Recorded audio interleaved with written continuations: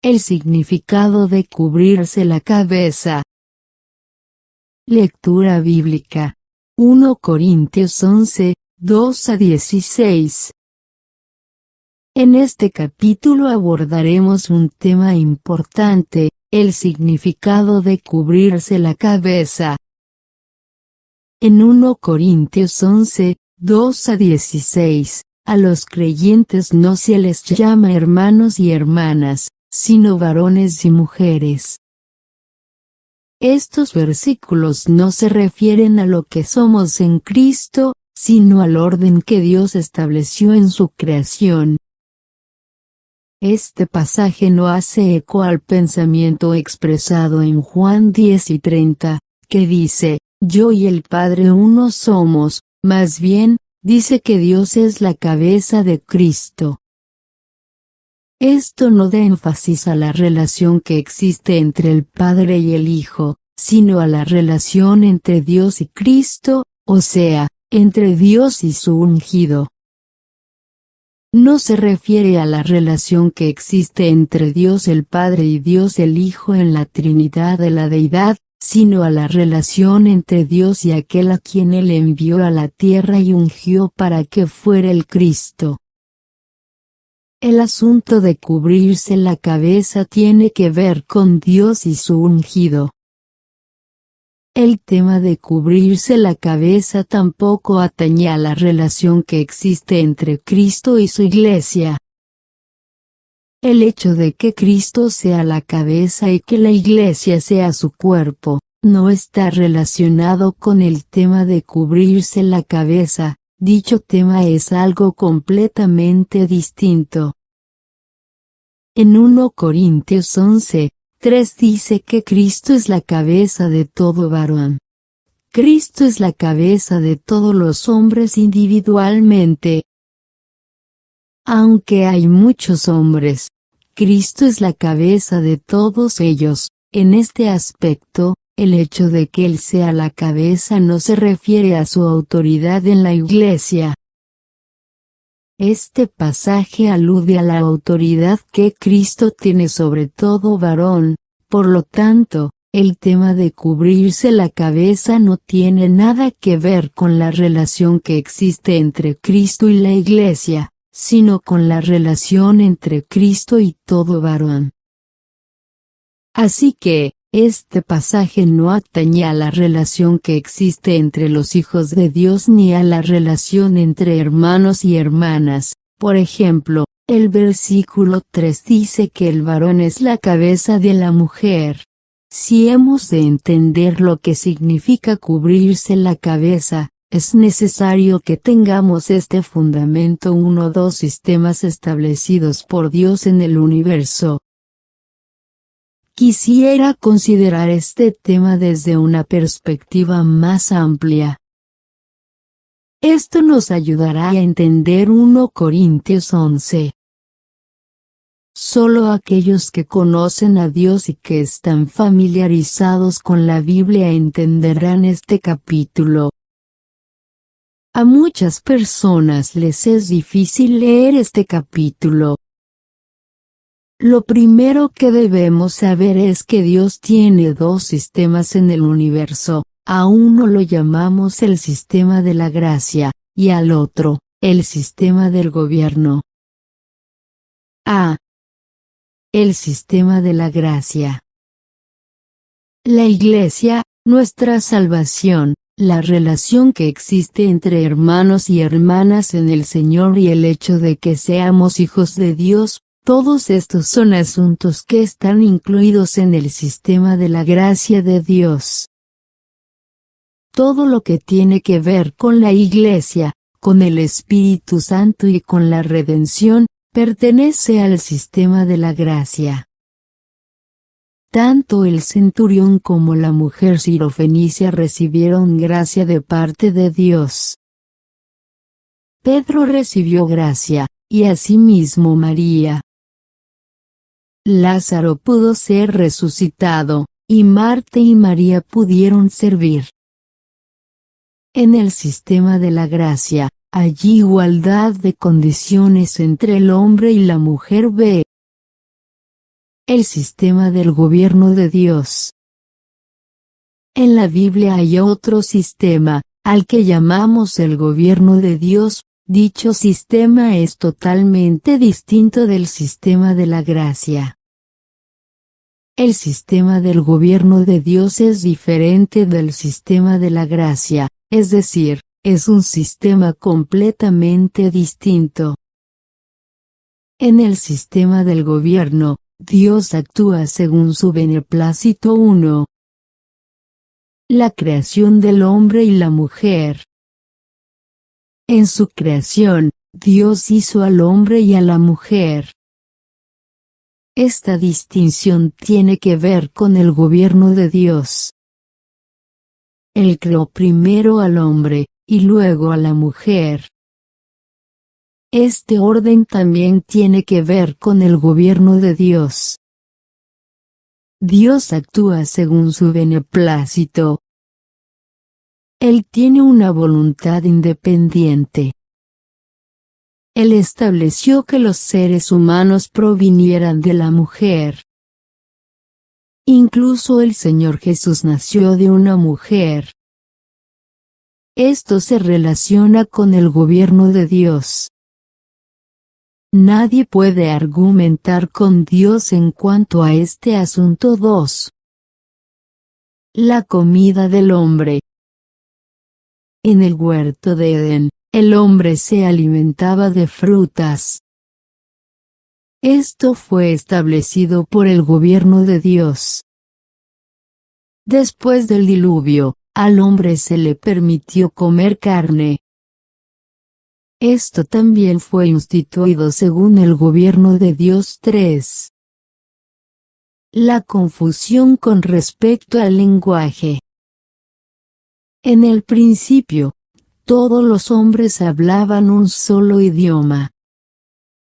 Pero después que el hombre edificó la Torre de Babel para demostrar el poder del linaje humano unido, Dios confundió el lenguaje humano en Babel para que el hombre ya no pudiera hablar la misma lengua.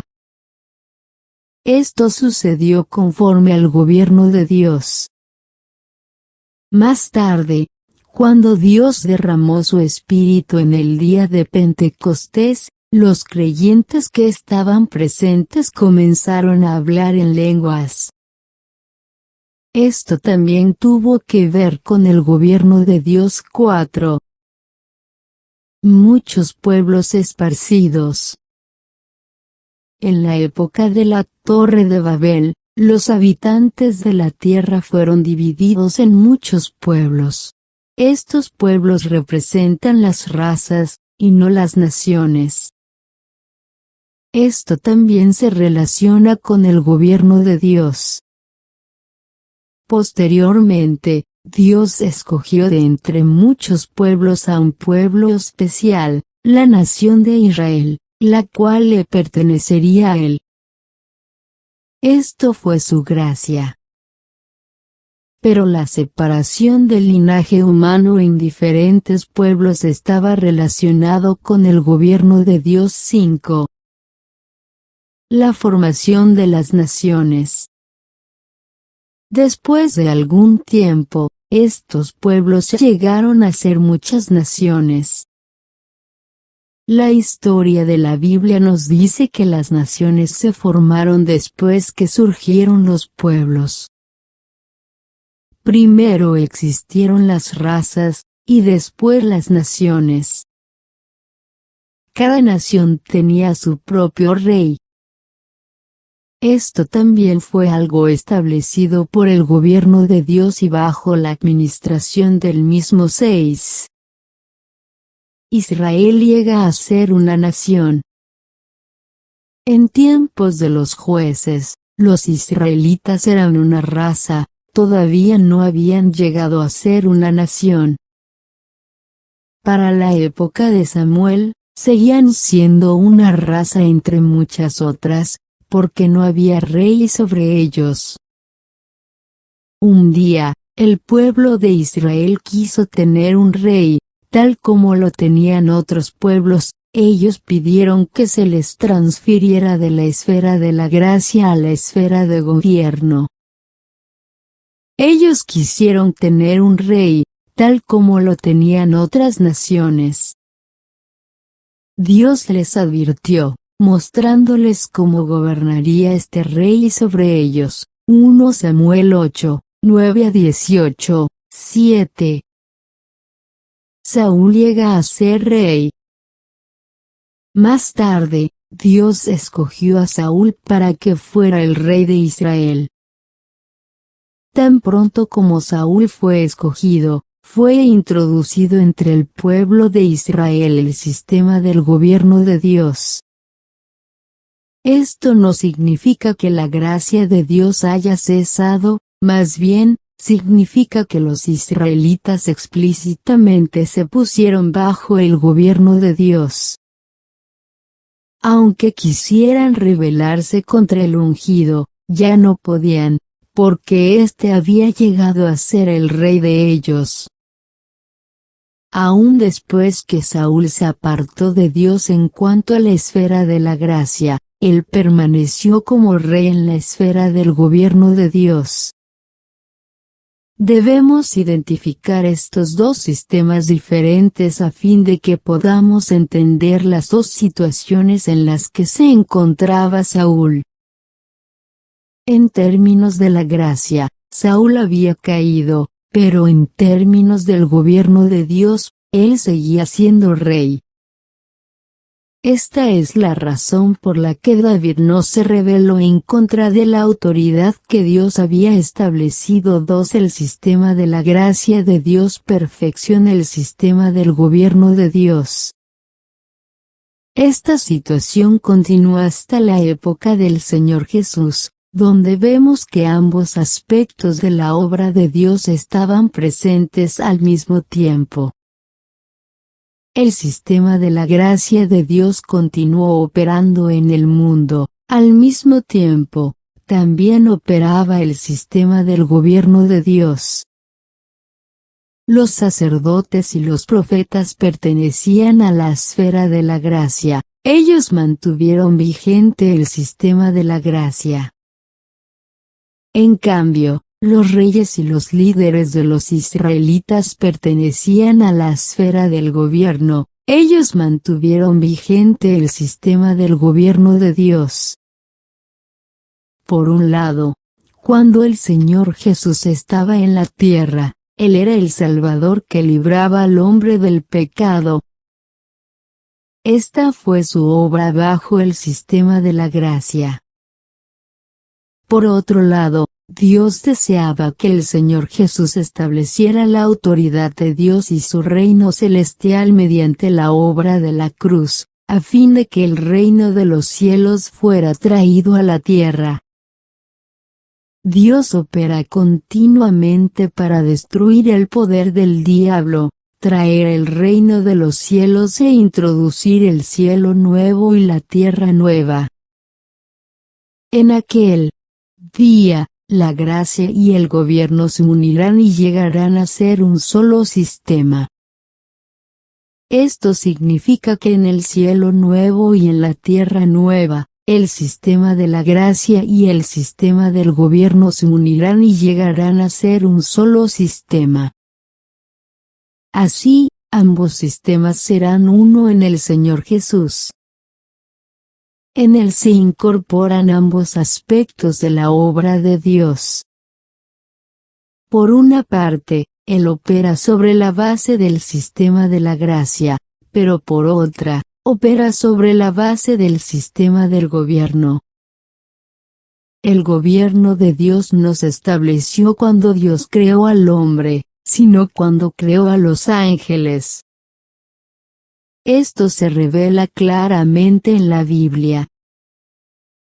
Cuando Satanás era aún la estrella de la mañana que reinaba sobre el mundo, ya estaba vigente el sistema del gobierno. Después que el hombre fue creado, se establecieron muchas cosas bajo el sistema del gobierno de Dios, tales como el matrimonio, la relación entre cónyuges, las relaciones familiares y la relación entre padres e hijos. Estas instituciones básicas fueron establecidas por Dios conforme a su sistema de gobierno. Quiero señalarles algo a los hermanos y a las hermanas. Los que son salvos en esta era deben aprender la lección fundamental de no usar la gracia de Dios para anular el gobierno de Dios. Debo repetir estas palabras de manera enfática: no anulemos el orden que Dios estableció en su gobierno, con la gracia que Él nos imparte.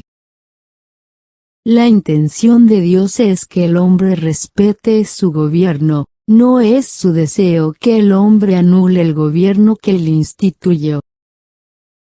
Si hacemos caso omiso del gobierno de Dios, somos personas inicuas ante Dios, desconocemos por completo el hecho de que, además de la Iglesia, existe también el reino. Debemos ver el sistema del gobierno de Dios. El sistema de la gracia perfecciona el sistema del gobierno. El sistema del gobierno no fue establecido con miras al sistema de la gracia, más bien, el sistema de la gracia perfecciona o complementa el sistema del gobierno de Dios. Muchos tienen un concepto fundamentalmente erróneo. Piensan que por tener la gracia, pueden hacer a un lado el gobierno de Dios. Esta es una idea insensata. Uno no puede usar la obra que Dios realiza en la esfera de la gracia, para cambiar el gobierno de Dios. El perdón que obtenemos ante Dios por su gracia no reemplaza el perdón que Él otorga conforme a su gobierno. No importa cuánto perdón hayamos recibido en la gracia, esto no reemplazará el perdón relacionado con su gobierno. El gobierno de Dios opera bajo un principio totalmente diferente. Desde el comienzo, Dios ha estado tratando de establecer su sistema gubernamental. Él continuará esta obra hasta el final. La gracia y el gobierno siempre van juntos. Debido a que el hombre luchó y se rebeló contra el sistema del gobierno de Dios, fue introducido el sistema de la gracia. El sistema de la gracia nos trae a la salvación y a la restauración, a fin de que obedezcamos el sistema del gobierno de Dios. La gracia es dada para complementar el sistema del gobierno de Dios tras aprendamos a reconocer el gobierno de Dios. Adán es expulsado del huerto de Edén. Recordemos cómo pecó Adán. Después que Dios preparó el huerto de Edén, Él creó a Adán y Eva y les encargó que cuidaran del huerto. El huerto de Edén les fue encomendado completamente a ellos. Edén significa felicidad, y ellos vivieron felices en el huerto. Sin embargo, ambos pecaron. Después que ellos pecaron, Dios les dio la promesa de que vendría un Salvador, la simiente de la mujer. Aunque Dios les dio la promesa de la redención, Adán y Eva fueron echados del huerto de Edén. Aquí vemos que la promesa de la redención manifestó la gracia del Señor, pero esto no anuló la acción gubernamental de Dios respecto a expulsarlos del huerto. Dios no solo los echó del huerto de Edén, sino que también puso querubines que guardaran el huerto con el propósito de que Adán y Eva no pudieran regresar allí. Esto fue establecido por el gobierno de Dios. El gobierno y gracia de Dios son dos cosas distintas. La gracia dio al hombre la promesa de un Salvador, mientras que el gobierno divino expulsó al hombre del huerto de Edén. Es evidente que a partir de aquel día, el hombre ya no podía regresar al huerto de Edén. A los israelitas se les impide entrar en Canaán.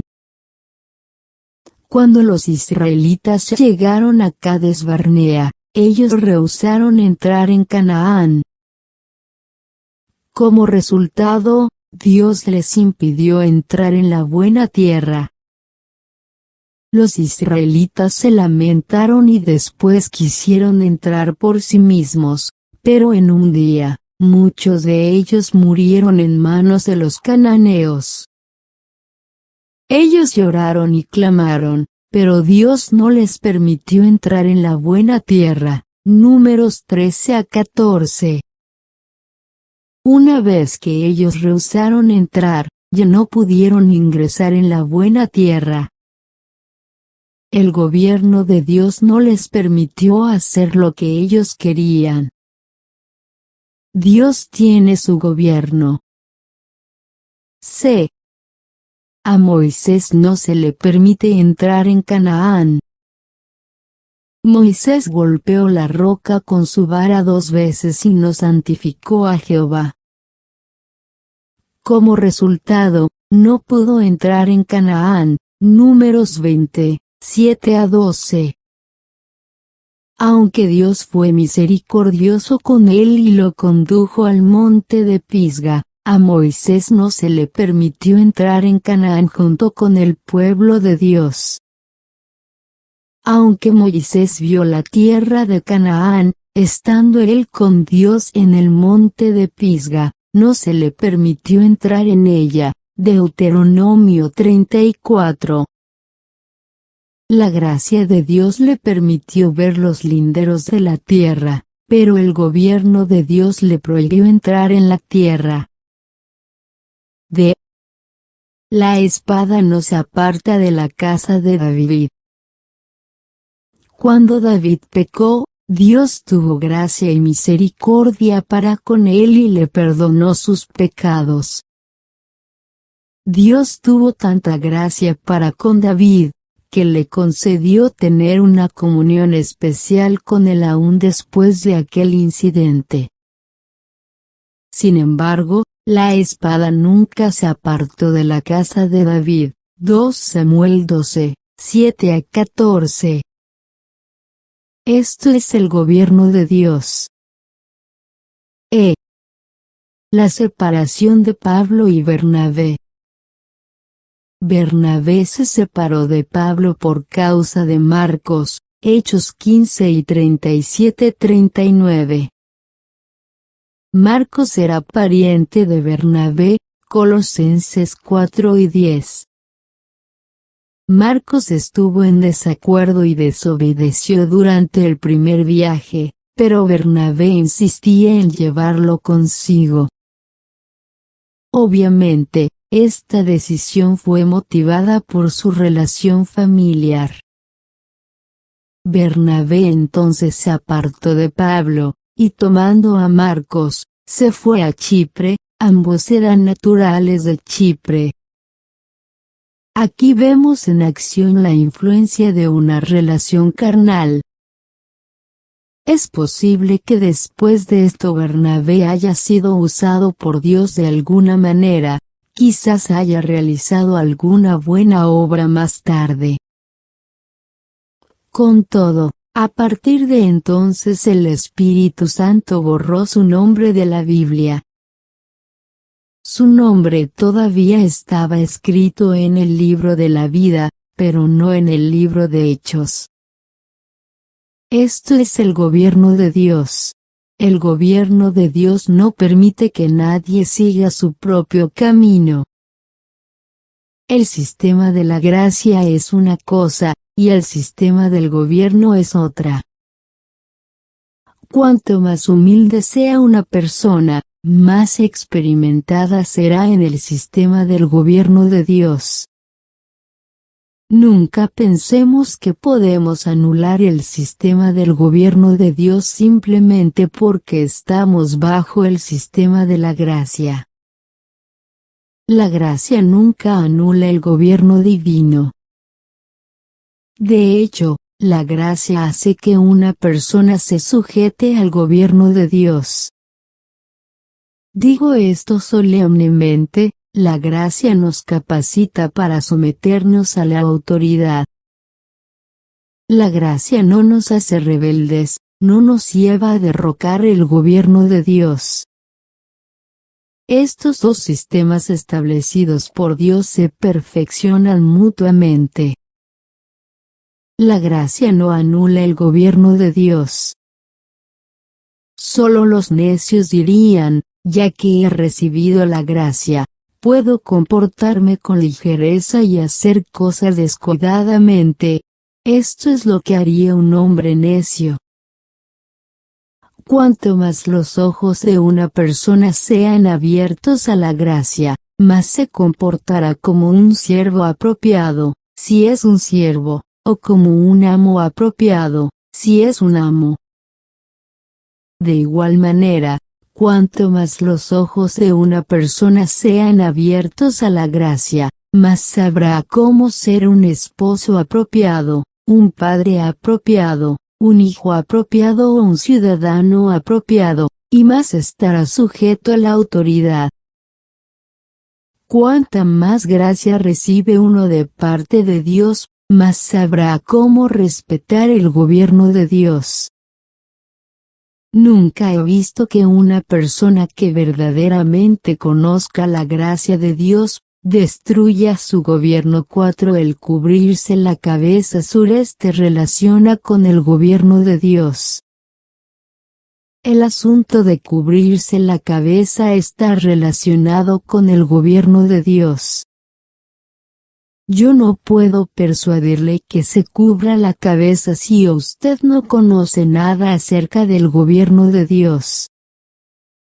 Si usted no conoce el gobierno de Dios, tampoco sabrá lo que significa cubrirse la cabeza. Una vez que usted vea el gobierno de Dios y comprenda que el sistema del gobierno divino es revelado en la palabra, entenderá que el cubrirse la cabeza tiene mucho que ver con dicho gobierno. En 1 Corintios 11, 2-3 dice, os alabo porque en todo os acordáis de mí, y retenéis las instrucciones tal como os las entregué. Porque quiero que sepáis que Cristo es la cabeza de todo varón, y el varón es la cabeza de la mujer, y Dios la cabeza de Cristo. Esto es el gobierno de Dios. Estos versículos no dicen nada acerca de la relación entre el Padre y el Hijo, esa es una relación existente en la deidad. Más bien, estos versículos hablan de la relación que existe entre Dios y Cristo. Tomando prestado un término moderno, podríamos decir que Cristo es el delegado de Dios. Hay una distinción entre Dios y Cristo con respecto al ministerio y en cuanto al orden y gobierno divinos, Dios es Dios, y Cristo es Cristo. Cristo es aquel a quien Dios envió. Juan 17, 3 dice, que te conozcan a ti, el único Dios verdadero, y a quien has enviado, Jesucristo. Dios es Dios, y el Señor Jesús es el Cristo enviado por Dios. Esta distinción entre Dios y Cristo tiene que ver con el gobierno de Dios. Cristo era originalmente igual a Dios, pero Él estuvo dispuesto a ser el Cristo y a ser enviado. Dios sigue siendo Dios, el Dios que está en las alturas, mientras que Cristo fue enviado para hacer la obra de Dios. Este es el primer asunto relacionado con el gobierno de Dios. ¿Cuál es la meta de Dios? Su meta es designar a Cristo como cabeza, a fin de que todo hombre se someta a Él. Cristo es las primicias de toda la creación. Él fue el primero que Dios creó. Nota del editor, esto se refiere únicamente a su humanidad. Por lo tanto, Él es la cabeza de todo varón, y todo varón debe sujetarse a Él. Este es un principio básico en el gobierno de Dios. Cristo es la cabeza de todo varón. Esto no pertenece al sistema de la gracia, sino al sistema del gobierno de Dios. De igual modo, el hecho de que el varón sea la cabeza de la mujer también es algo relacionado con el sistema del gobierno de Dios.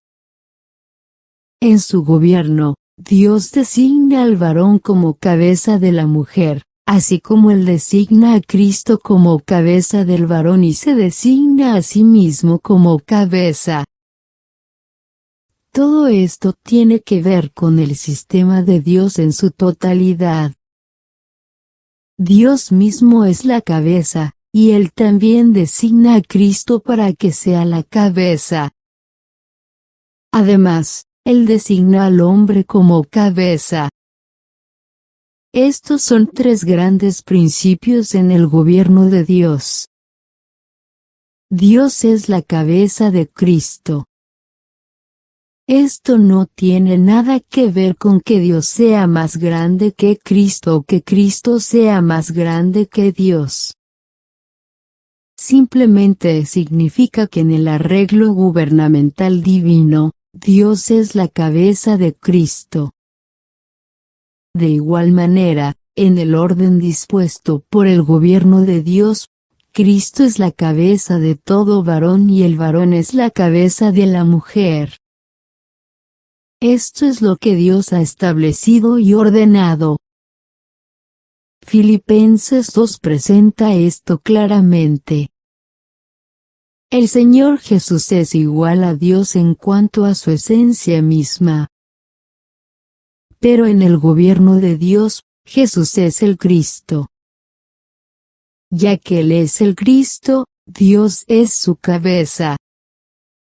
En el Evangelio de Juan, el Señor dijo que Él hacía solo lo que veía hacer al Padre, 5:19. Él no vino para hacer su propia voluntad, sino la voluntad del que lo envió, 6:38. Era como si Él dijera, yo soy simplemente el Cristo, aquel que fue enviado. Yo no me atrevo a hablar por mi propia cuenta. Lo que oigo, eso hablo. No hago nada por mí mismo, lo que veo, eso hago. Conferir con 8:26, 28. Él habló estas palabras sobre la base del gobierno de Dios. Lo que Dios dispuso es que Dios sea Dios, y que Jesús sea el Cristo. Como tal, Él debía obedecer a Dios. En lo que a su persona intrínseca se refiere, Dios el Hijo es igual a Dios el Padre, ellos son de igual posición y merecen la misma honra. En este aspecto, Dios el Hijo no tiene que obedecer a Dios el Padre. Sin embargo, en términos del gobierno de Dios, Cristo no tomó la posición de Dios el Hijo, sino la posición del Cristo, aquel que fue enviado por Dios. Un día todos conocerán el gobierno de Dios. Todo el mundo sabrá que Cristo es la cabeza. Esto es lo que Dios ha establecido en su gobierno. Cristo será la cabeza de todo varón. Pero hoy únicamente la Iglesia sabe esto, el mundo no lo sabe. Un día todo el mundo sabrá que Cristo es la cabeza, el que tiene la preeminencia en toda la creación. Él es las primicias de toda la creación. Todos los seres creados se someterán a la autoridad de Cristo. Bajo este mismo principio, solo la Iglesia sabe que Dios estableció al varón como cabeza de la mujer. ¿Ven ustedes esto? Hoy, solo la Iglesia sabe que Cristo es la cabeza de todo varón. Del mismo modo, solo la Iglesia sabe que el varón es la cabeza de la mujer. Ya vimos que la gracia nunca puede derrocar al gobierno de Dios. Pienso que las lecciones que hemos aprendido se hacen cada vez más claras. La gracia sostiene al gobierno de Dios, no lo destruye. Nadie puede ser tan necio como el que usa la gracia de Dios para oponerse a su gobierno. Nadie puede abrogar el gobierno de Dios. La mano de Dios sostiene permanentemente su gobierno. Hoy ningún hombre puede derrocar la autoridad de su Padre, argumentando que ha creído en el Señor. Nadie tampoco puede derrocar la autoridad de su amo ni la autoridad del gobierno, tomando como base que ha creído en el Señor. Ningún hombre puede decir, yo no tengo que pagar impuestos porque soy cristiano. No tengo que cumplir con mis deberes. No existe semejante cosa.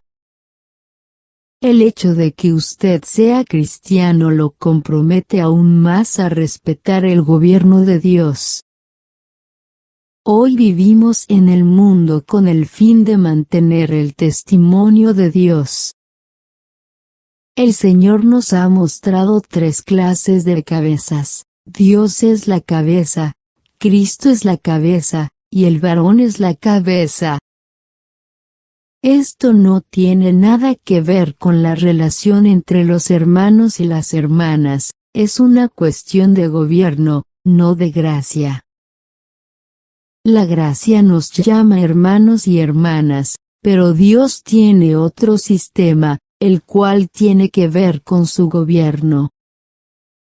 Esta es la voluntad de Dios, es el deseo de su corazón.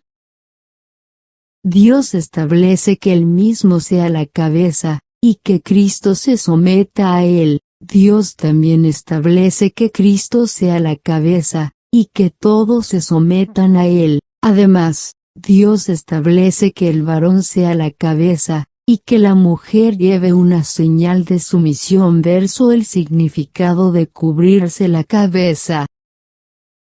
En 1 Corintios 11, 4 a 5 dice, todo varón que ora o profetiza con la cabeza cubierta, afrenta su cabeza. Pero toda mujer que ora o profetiza con la cabeza descubierta, afrenta su cabeza, porque lo mismo es que si se hubiese rapado. Descubramos lo que significa cubrirse la cabeza. Cubrirse la cabeza significa someterse al gobierno de Dios, es decir, aceptar esta posición. Una persona que se cubre la cabeza jamás anularía el gobierno de Dios simplemente porque ha recibido su gracia. Ella ni siquiera daría cabida a tal pensamiento. Por el contrario, aceptaría el gobierno de Dios. Tal como Cristo aceptó a Dios como su cabeza, así también todo varón debe aceptar a Cristo como su cabeza. De la misma manera, la mujer debe aceptar al varón como su cabeza representativa. Cubrirnos la cabeza significa que renunciamos a ser nosotros mismos la cabeza. Por favor, tengan presente que en la práctica, Dios requiere que solo la mujer se cubra la cabeza. En realidad, la cabeza de Cristo está cubierta ante Dios, y la cabeza de todo varón está cubierta ante Cristo. Pero en la práctica, Dios requiere que solo la mujer se cubra la cabeza delante del hombre. Esto es algo maravilloso. Ello expresa un profundo principio: este asunto de ninguna manera es trivial.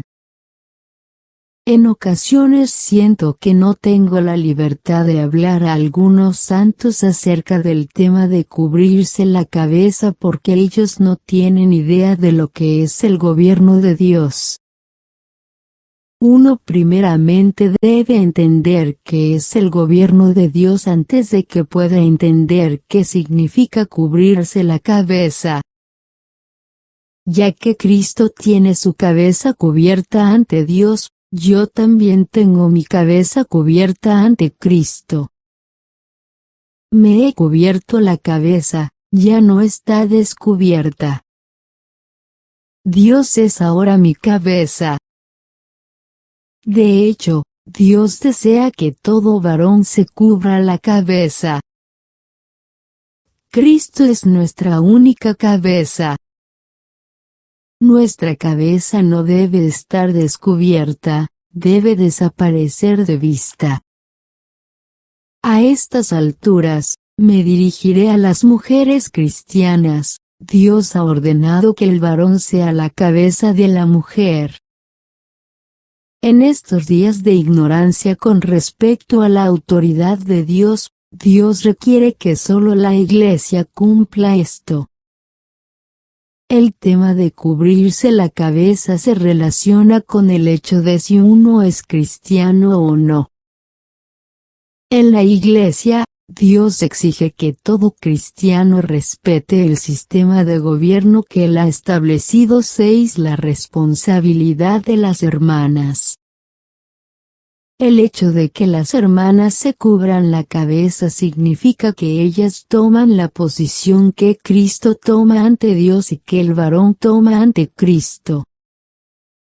La intención de Dios es que las mujeres se cubran la cabeza de modo que expresen el gobierno de Dios sobre la tierra. Dios pide que solo las mujeres se cubran la cabeza. La mujer no se cubre la cabeza por causa de ella misma, sino por lo que ello representa. Hay muchas cosas que uno hace para sí mismo, pero también hay muchas cosas que uno hace como representante de todo el grupo. La mujer se cubre la cabeza por ser mujer, además, se cubre la cabeza como representante, pues ella representa a todo hombre y también representa a Cristo. La mujer representa a todo hombre ante Cristo, y ella también representa a Cristo delante de Dios. El hecho de que la mujer se cubra delante de Dios equivale a que Cristo mismo se cubra delante de Dios. De la misma manera, el hecho de que la mujer se cubra la cabeza delante de Cristo equivale a que cada varón se cubra delante de Cristo. Nadie debe asumir ninguna autoridad delante de Cristo. Todos deben cubrir su cabeza y permitir que Cristo sea la cabeza. Si alguien no cubre su cabeza delante de Cristo, habrá dos cabezas. Cuando hay dos cabezas, una de ellas debe ser cubierta. Entre Dios y Cristo, una cabeza debe estar cubierta. De igual modo, entre el hombre y la mujer, una cabeza debe estar cubierta. Entre Cristo y todo varón, una cabeza debe estar cubierta. Si una de las cabezas no se cubre, habrá dos cabezas. No debe haber dos cabezas en el gobierno de Dios. Si Dios es la cabeza, Cristo no puede ser la cabeza. Si Cristo es la cabeza, el varón no puede ser la cabeza, y si el varón es la cabeza, la mujer no puede ser la cabeza. Dios pide a las hermanas que sean representantes. Las hermanas tienen la responsabilidad de llevar señal de sumisión sobre sus cabezas. Esto expresa el sistema del gobierno de Dios. En particular, Dios ordena que la mujer se cubra la cabeza al orar y profetizar. Esto se debe a que ella debe conocer el gobierno de Dios cuando acude a Dios.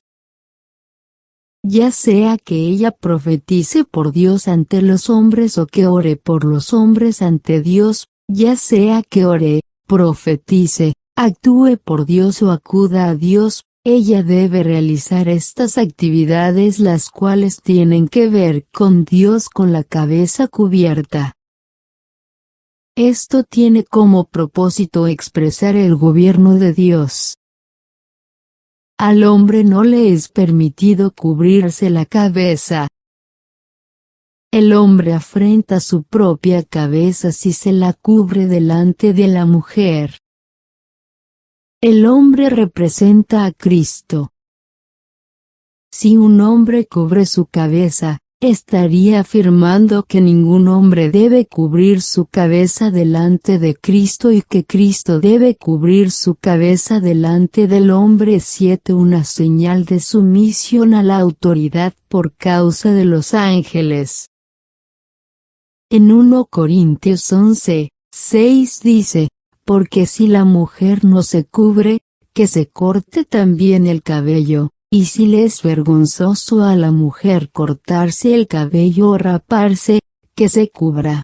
En otras palabras, Dios le dice a las hermanas que deben ser íntegras en todo lo que hagan. Ninguna mujer puede tener su cabeza descubierta y a la vez dejarse el cabello largo. Si una mujer no se cubre la cabeza, debería cortarse el cabello o raparse. Si usted siente que es vergonzoso cortarse el cabello o rapárselo, debería cubrirse la cabeza. Esto es lo que Pablo quería decir. La mujer debe cortarse el cabello o raparse si no quiere cubrirse la cabeza. Si una mujer piensa que es vergonzoso cortarse el cabello o raparse, que se cubra. Ella debe ser resoluta de un modo u otro, y no hacer nada a medias. El versículo 7 dice, porque el varón no debe cubrirse la cabeza, pues él es imagen y gloria de Dios. El varón representa la imagen y gloria de Dios. Por lo tanto, él no debe cubrirse la cabeza. Pero la mujer es gloria del varón. Esta es la razón por la que la mujer debe cubrirse la cabeza. Si la mujer no se cubre, no puede expresar el hecho de que el varón es la cabeza. Lo que dicen los versículos 8 y 9 es muy claro. Ambos versículos hablan del gobierno de Dios. Por eso digo que una persona nunca entenderá 1 Corintios 11 si no comprende lo que es el gobierno de Dios. El versículo 8 dice, porque el varón no procede de la mujer, sino la mujer del varón. Esto es lo que Dios estableció. En la creación, el hombre no procedió de la mujer, sino que la mujer fue hecha de la costilla tomada del hombre. La cabeza era Adán, no Eva. El versículo 9 dice, y tampoco el varón fue creado por causa de la mujer, sino la mujer por causa del varón. La mujer debe ser sumisa aún por causa de la creación. El versículo 10 declara, por lo cual la mujer debe tener señal de sumisión a la autoridad sobre su cabeza, por causa de los ángeles. La Biblia no dice lo que la mujer debe usar para cubrirse la cabeza, solo dice que su cabeza, la parte donde está su cabello, debe estar cubierta. Ella debe hacer esto por causa de los ángeles. Siempre he considerado que esta enseñanza es maravillosa. Es por causa de los ángeles que la cabeza de las hermanas debe llevar una señal de sumisión. Todos conocemos la historia de la caída de los ángeles. Satanás se rebeló, pero ¿cómo sucedió esto? Satanás se exaltó a sí mismo con la intención de ser igual a Dios. En Isaías 14 dice que él se ensoberbeció y quiso ascender a la altura de Dios. En otras palabras, Satanás descubrió su cabeza ante Dios, no se sujetó a la autoridad de Dios. En Isaías 14 Satanás expresó su propia voluntad repetidas veces, diciendo, subiré al cielo, levantaré mi trono, en el monte del testimonio me sentaré, sobre las alturas de las nubes subiré, seré semejante al Altísimo. Versos 13 a 14. Esta fue la ambición de Satanás. Aquí vemos la caída del arcángel. Apocalipsis 12 nos muestra que Satanás arrastró consigo a la tercera parte de los ángeles cuando fue echado abajo. Verso 4. La caída de los ángeles se produjo porque trataron de asumir autoridad sin antes someterse a la autoridad de Dios. Hoy la mujer debe llevar señal de sumisión. Esto es por causa de los ángeles. Solo en la iglesia encontramos, sobre la cabeza de las hermanas, señal de sumisión. Esta señal, en efecto, declara, nuestra cabeza está cubierta, y no tenemos cabeza propia. No queremos ser la cabeza, nuestra cabeza no está descubierta. Aceptamos al varón como cabeza. Hacemos esto para testificar a los ángeles rebeldes que nosotros aceptamos a Cristo como nuestra cabeza y aceptamos a Dios como la cabeza. Esto es lo que significa la expresión por causa de los ángeles. Cuando hay señal de sumisión sobre nuestra cabeza, es decir, cuando cubrimos nuestra cabeza, damos el mejor testimonio a los ángeles caídos. Esto explica por qué Satanás se opone a que nos cubramos la cabeza. Al cubrirnos la cabeza avergonzamos a Satanás, ya que hacemos lo que él no hizo delante de Dios. Lo que Dios no obtuvo de los ángeles, él lo ha obtenido en la iglesia. Algunos de los ángeles no se sujetaron a la autoridad de Dios y de Cristo. Esto trajo caos al universo. Satanás y los ángeles caídos constituyen un problema aún más grande que la caída del hombre. Lo que Dios no pudo obtener de los ángeles caídos, Él lo obtiene en la iglesia. Cuando muchas hermanas en la iglesia permanecen firmes en su posición de mujer y se cubren la cabeza, se exhibe ante los ángeles, que están en los aires, un testimonio implícito y sin palabras. Esto les proclama a los ángeles que Dios ha obtenido en la iglesia lo que Él desea. Así que, la mujer debe llevar señal de sumisión sobre su cabeza por causa de los ángeles 8 no irse al extremo. Sin embargo, es posible que algunos se vayan al extremo. Tal vez piensen que ya que el varón es la cabeza, la mujer debe sujetarse al hombre en todo.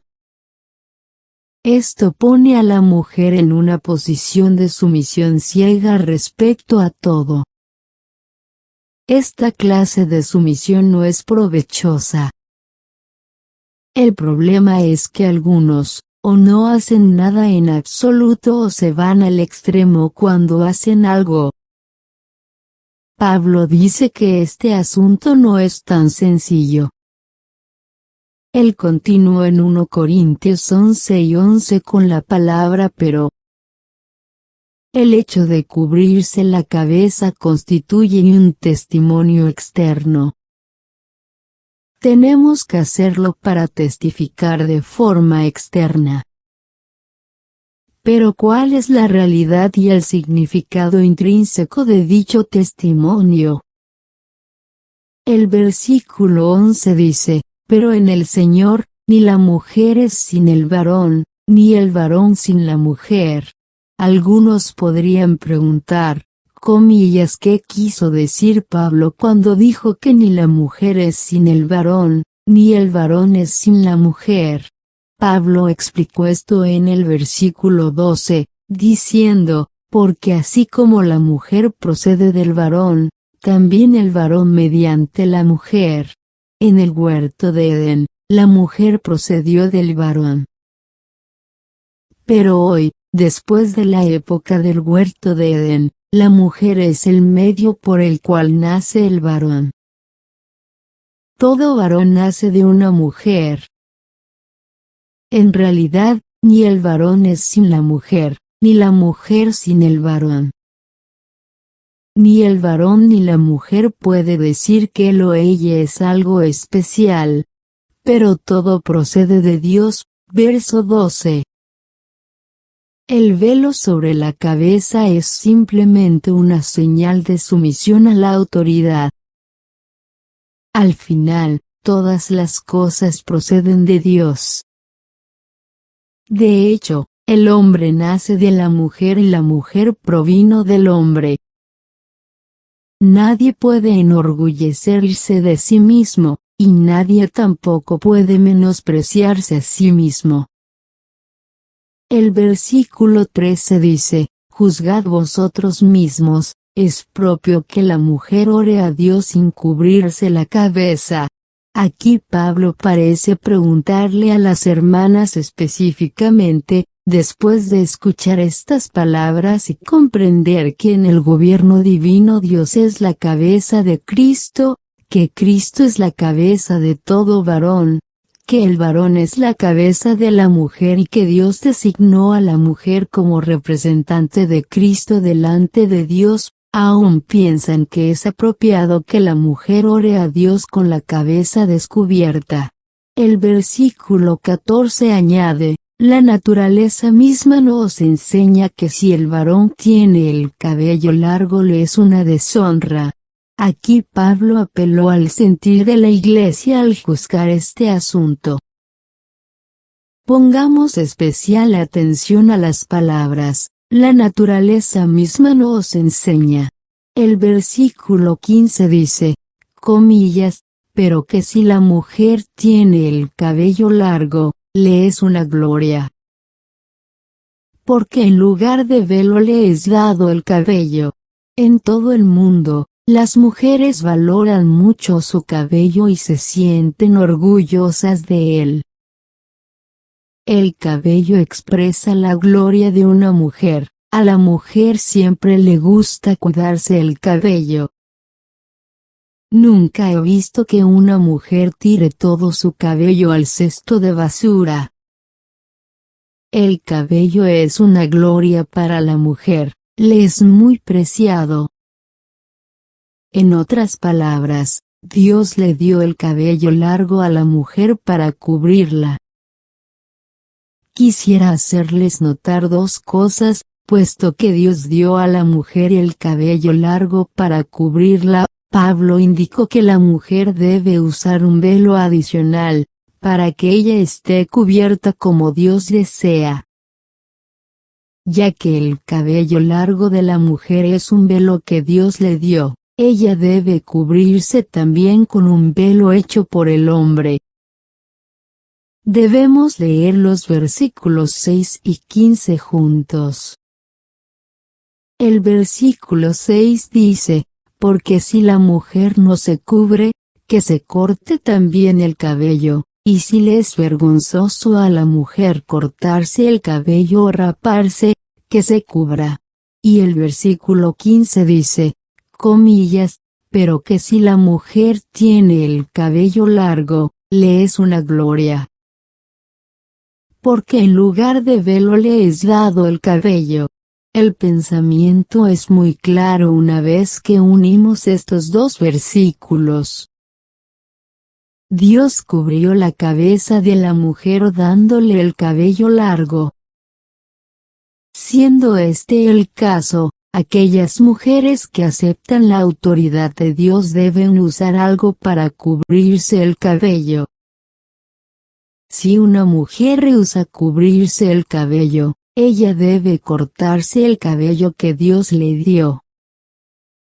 En otras palabras, si usted acepta lo que Dios ha provisto, también debe añadir su propio velo, pero si usted no lo acepta, entonces debe renunciar a lo que Dios ya le dio. La Biblia no prohíbe que la mujer se deje el cabello largo, solo dice que el cabello largo no es suficiente y que la mujer debe añadir un velo sobre su cabeza. Actualmente ninguno de estos dos mandamientos bíblicos está siendo guardado. Si una hermana no se cubre la cabeza sino que en lugar de ello se rapa, podríamos decir que ella sigue obedeciendo las Escrituras. El problema es que muchas mujeres rehúsan hacerlo, ni se rapan ni se cubren la cabeza. El versículo 6 dice que si una mujer no se cubre, debe raparse, y que si no se rapa, debe cubrirse la cabeza.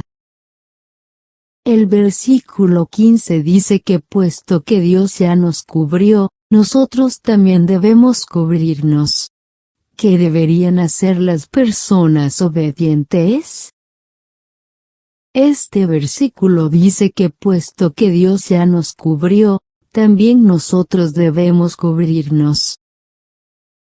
Los que conocen a Dios siempre agregarán su parte a lo que Dios ya hizo. Siempre seguirán la manera en que Dios actúa, sin contradecirla. 9. No ser contenciosos. El versículo 16 dice, con todo eso, si alguno quiere ser contencioso, nosotros no tenemos tal costumbre, ni las iglesias de Dios. Pienso que las palabras de Pablo son bastante fuertes. Pablo conocía muy bien a los corintios. A los corintios se les encuentra no solo en Corinto, sino también en muchos otros lugares. Incluso se encuentran en la iglesia donde está usted. Pablo dijo, con todo eso, si alguno quiere ser contencioso, ¿sobre qué asunto hay contienda? Los versículos del 1 al 15 hablan acerca de cubrirse la cabeza. Así que, en el contexto, la contienda tiene que ver con el asunto de cubrirse la cabeza. Pero Pablo dijo que es erróneo que alguien sea contencioso. Nadie debe protestar por el asunto de cubrirse la cabeza. Muchos quieren argumentar que la mujer no tiene que cubrirse la cabeza.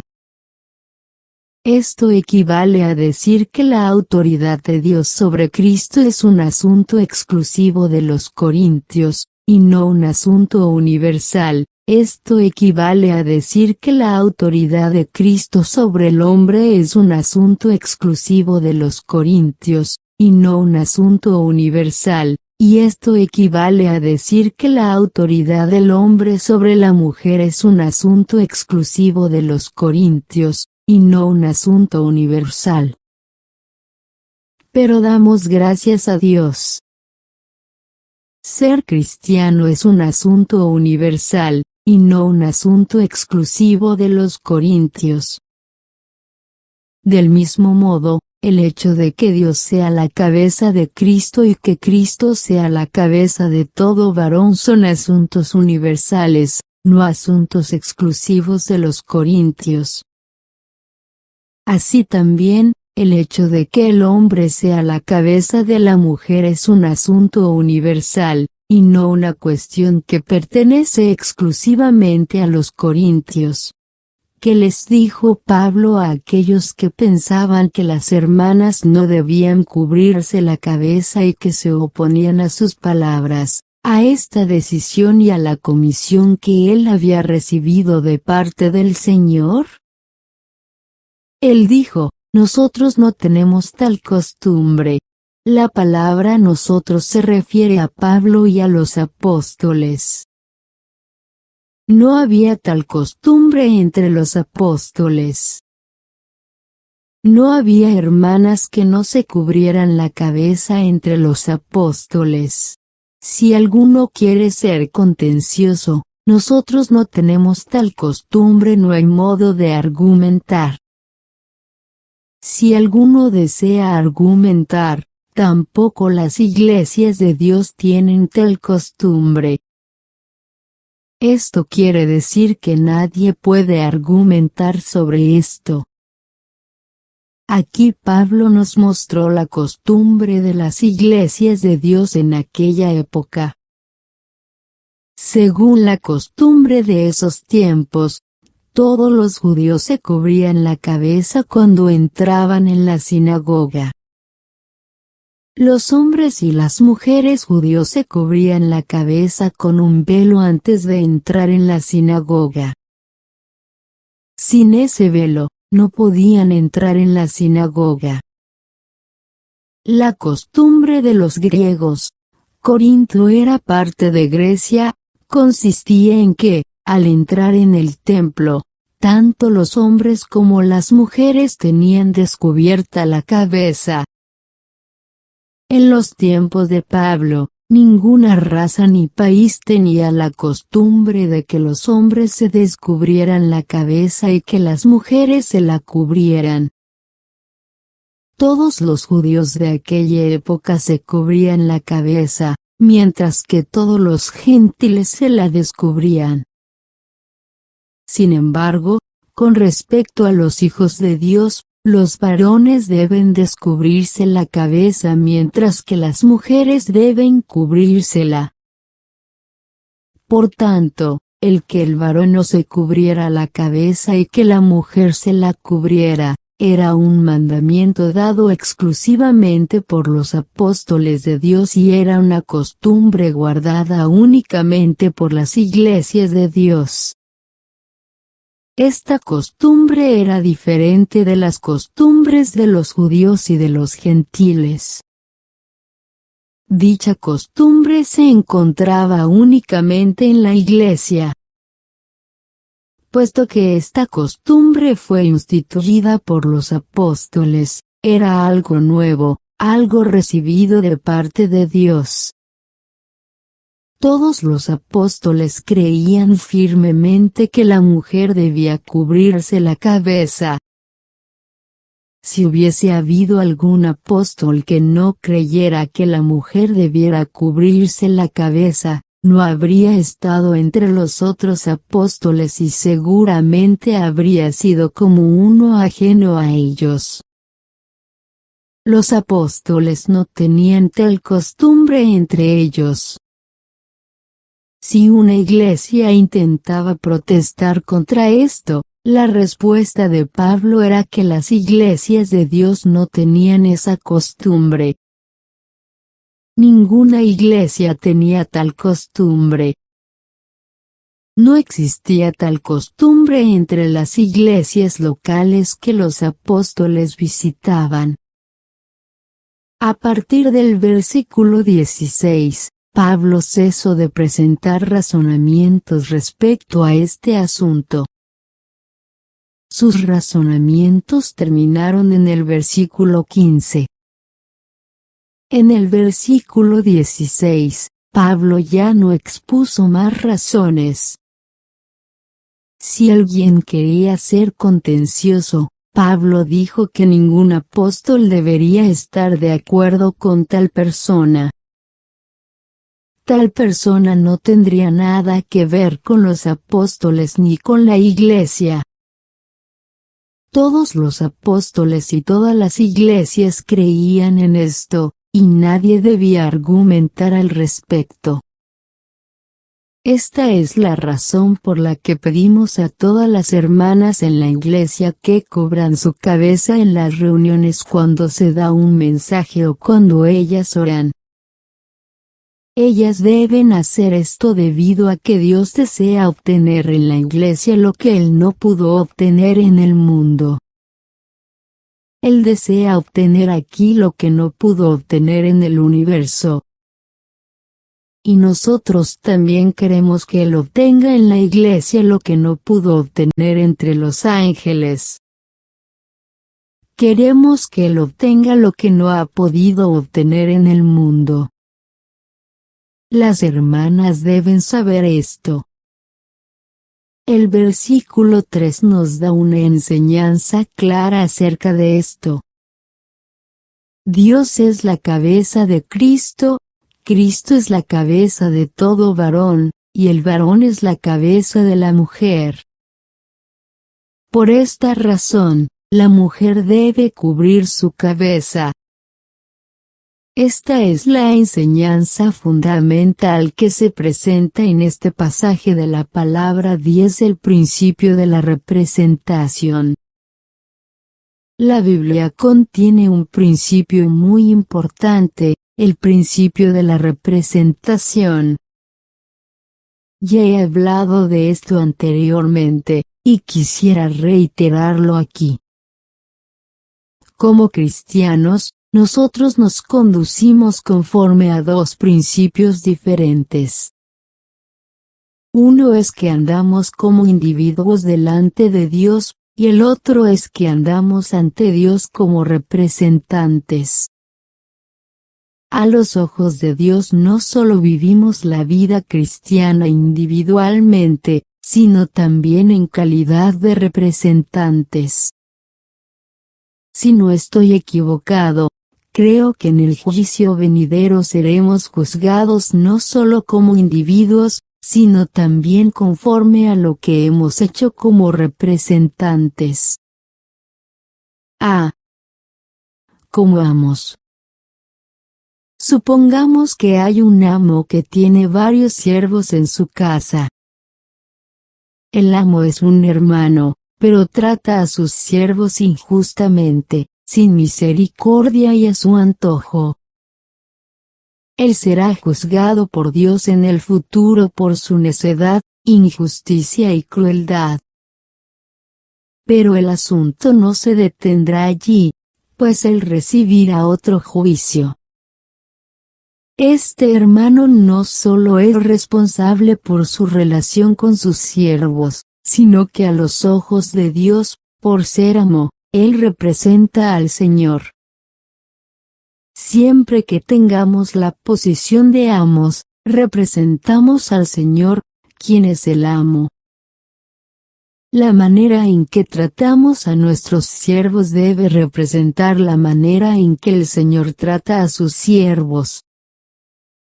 Si tratamos a nuestros siervos injustamente, no solo pecamos como individuos sino también como representantes. Al comportarnos de esta manera, hemos representado mal al Señor.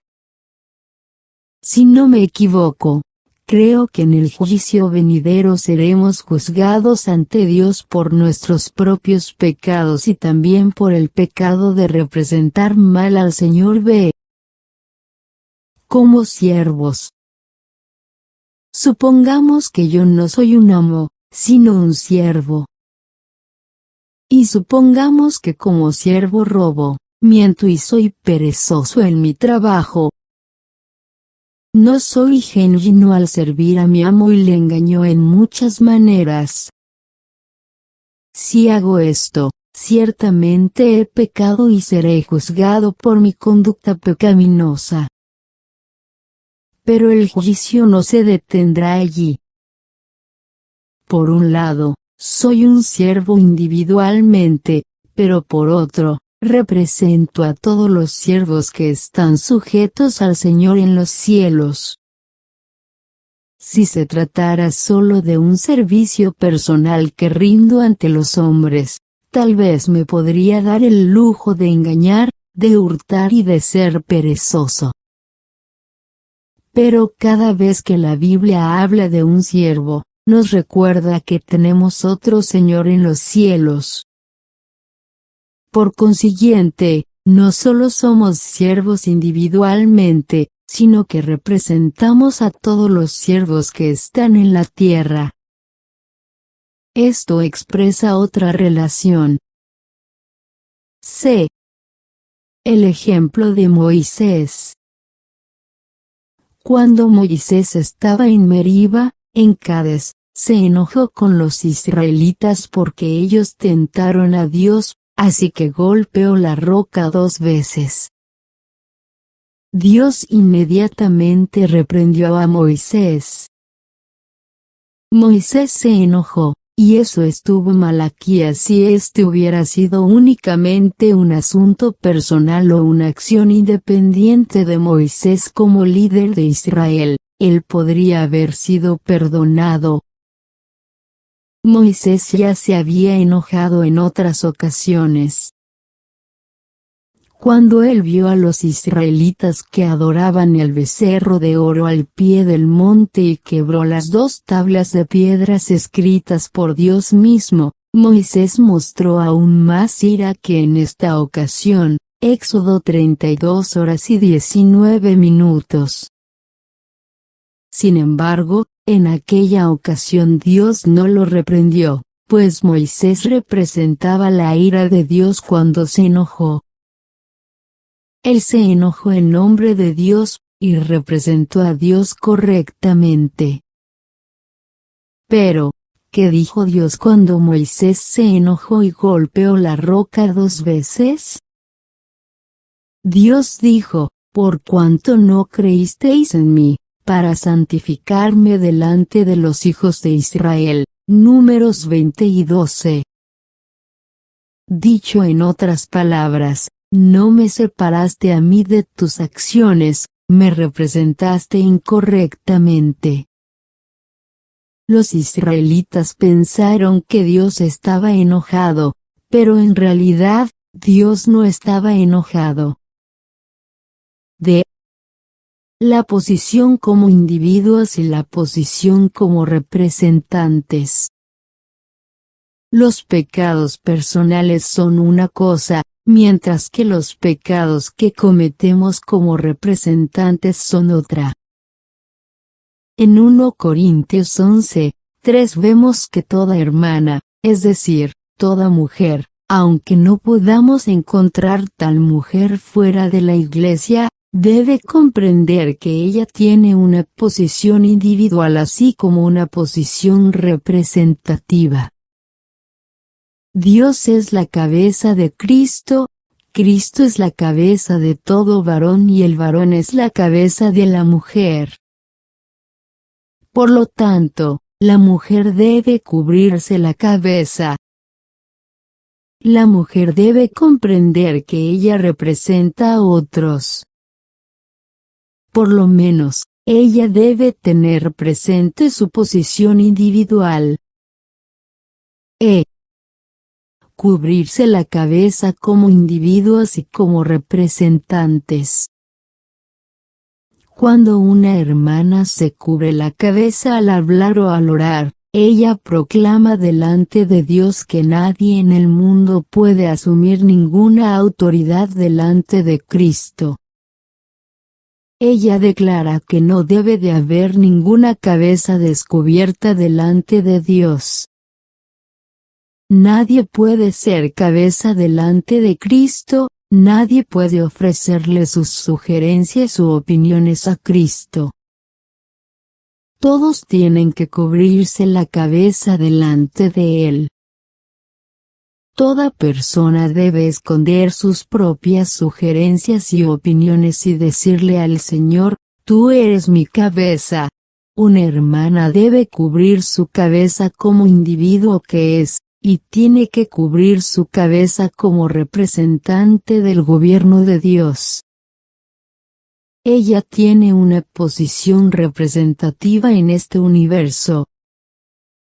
Las hermanas declaran al mundo la posición apropiada que todos debemos tomar delante de Cristo. El cubrirse la cabeza podría parecer un asunto pequeño, no obstante, es un gran testimonio.